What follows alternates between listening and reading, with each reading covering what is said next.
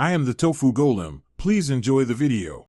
You start by bringing your image into the project and matching it to the sequence settings. Import the JPG or PNG, then check resolution so it fills the frame. If it's too small, upscale carefully to avoid blur.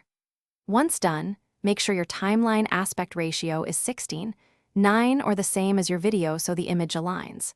Then place the image on its own track where you'll either replace the background or composite it with the footage for the next steps.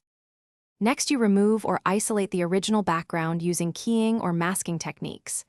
If you have a green screen, apply chroma key and adjust tolerance, similarity, and edge feather until the subject looks clean.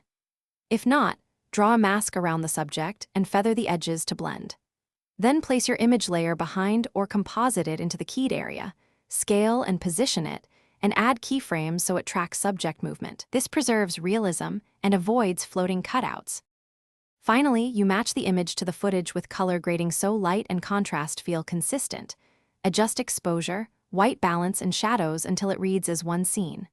Once graded, render a short test clip and watch at full motion to catch edge artifacts, jitter, or color mismatch. If things go wrong, try increasing keying edge feather, check mask placement, or reframe the image slightly.